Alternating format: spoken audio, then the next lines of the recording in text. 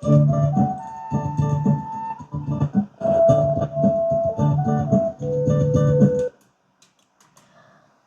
বিশেষ বিজ্ঞপ্তি।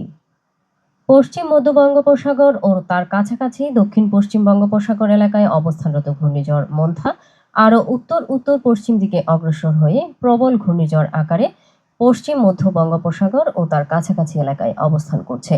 এটি আজ দুপুর 12টায় চট্টগ্রাম সমুদ্র বন্দর থেকে 1265 কিলোমিটার দক্ষিণ পশ্চিমে অবস্থান করছিল। এটি আরও উত্তর উত্তর পশ্চিম দিকে অগ্রসর হয়ে আজ সন্ধ্যা অথবা রাত নাগাদ ভারতের অন্ধ্রপ্রদেশ উপকূল অতিক্রম করতে পারে। প্রবল ঘূর্ণিঝড় কেন্দ্রের 64 কিলোমিটারের মধ্যে বাতাসের একটানা সর্বোচ্চ গতিবেগ ঘন্টায় 90 কিলোমিটার, যা দমকা অথবা ঝোড়ো হাওয়ার আকারে ঘন্টায় 110 কিলোমিটার পর্যন্ত বৃদ্ধি পাচ্ছে। প্রবল ঘূর্ণিঝড় কেন্দ্রের নিকটবর্তী এলাকায় সাগর বিক্ষুব্ধ রয়েছে। চট্টগ্রাম, কক্সবাজার, মোংলা ও পায়রা সমুদ্র বন্দর সমূহকে 2 নম্বর দূরবর্তী হুঁশিয়ারি সংকেত 2 নম্বর দূরবর্তী হুঁশিয়ারি সংকেত দেখিয়ে যেতে বলা হয়েছে। উত্তর বঙ্গোপসাগরে অবস্থানরত সকল মাছ ধরার নৌকা ও ট্রলারকে পরবর্তী নির্দেশ না দেওয়া পর্যন্ত উপকূলের কাছাকাছি থেকে সাবধানে চলাচল করতে বলা হয়েছে। সেই সাথে তাদেরকে গভীর সাগরে বিচরণ না করতে বলা হয়েছে।